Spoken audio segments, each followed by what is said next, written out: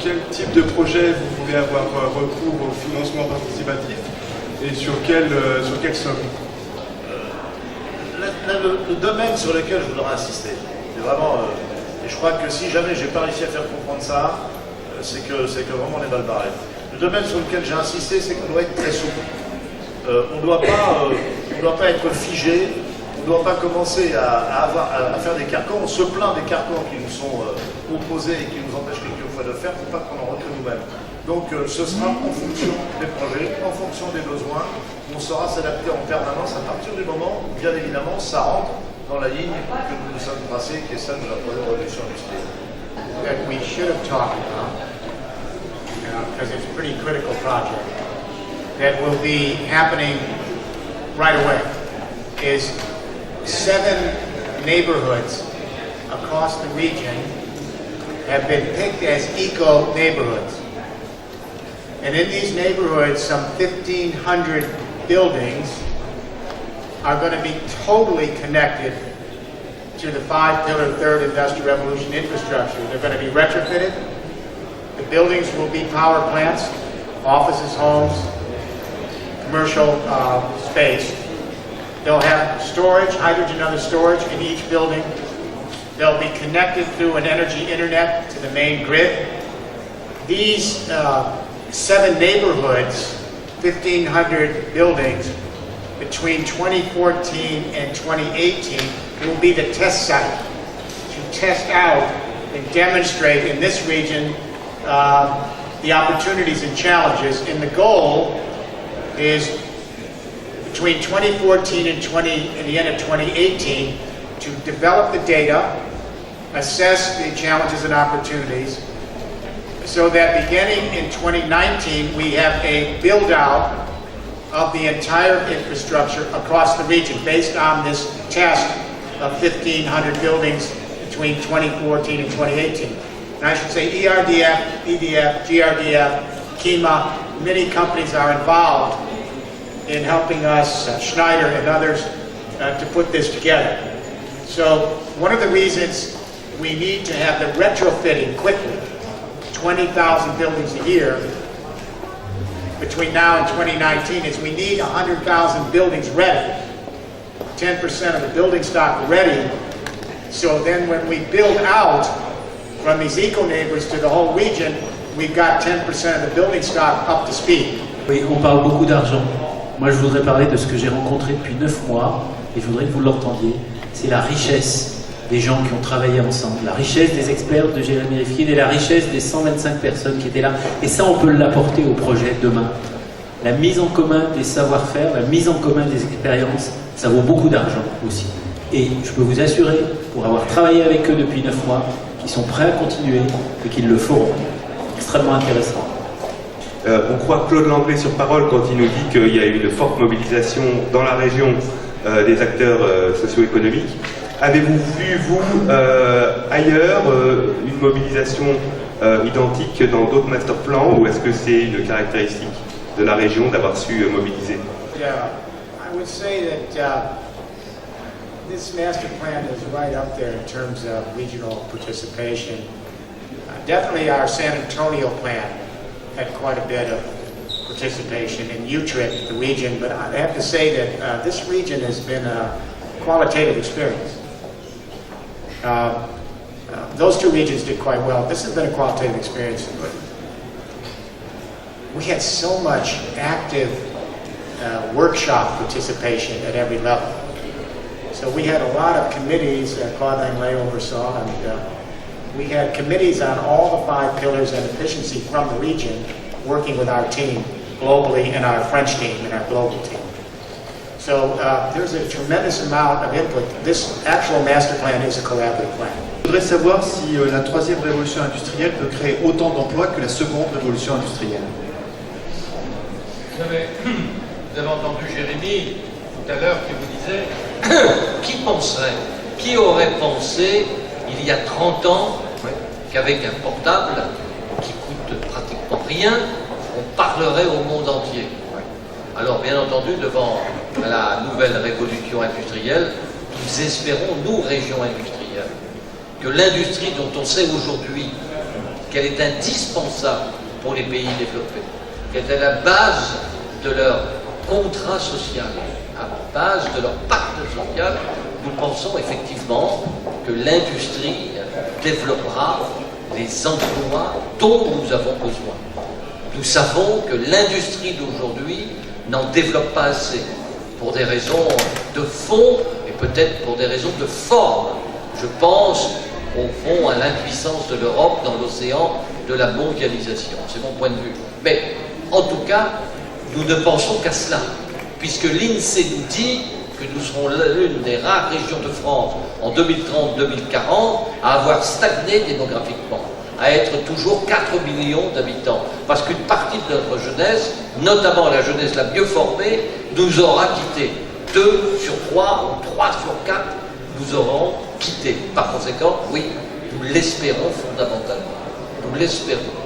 C'est pourquoi nous pensons que cette manière tout à fait humble, vous êtes là, mais l'humilité ne nous quitte pas, tout à fait humble, d'interpeller la troisième révolution industrielle est la seule manière qui peut donner à notre jeunesse le sentiment que nous aussi nous tutoyons l'avenir. We have to actually completely transform the infrastructure of the economy. So that means lots of jobs to move to renewable energies. They're very labor intensive compared to fossil fuels and nuclear. Pillar 2, we've got to convert the whole building stock of the region. That takes 40 years. That's a huge amount of jobs for construction, architecture, apprentices, trade unions, etc. Pillar 3, we have to put storage in every single part of the infrastructure. That's a lot of work. Pillar 4, we have to transform the entire electricity grid. That's a lot of professional, technical, and semi-skilled. Un des aspects qui n'a pas été évoqué par les uns les autres, c'est que si on ne fait rien, notre région a été identifiée par les experts, notamment des équipes de Jérémy, comme étant une région qui a une intensité énergétique beaucoup plus importante qu'ailleurs en France. Sous-entendu, l'augmentation du prix de l'énergie, si on ne fait rien, ça va continuer à abîmer, à désintégrer notre tissu industriel. Et d'autre part, sur le plan social, les experts disent que sur le plan social, en 2020, le plus gros problème, c'est l'incapacité des habitants à payer le chauffage. Énorme problème de précarité énergétique. Donc le coût de l'inaction est aussi important, aussi intéressant à avoir en tête que les opportunités des nouveaux emplois. The energy costs are going up. The electricity bill is very high in this region across France. It's the biggest charge in most families. The alternative infrastructure, you go to near zero marginal cost energy. If you go up and Google, you'll start to see stories in the last few months of Germany where they're going to near zero marginal cost, sometimes negative prices on the grid because there's so much solar and wind. It's free.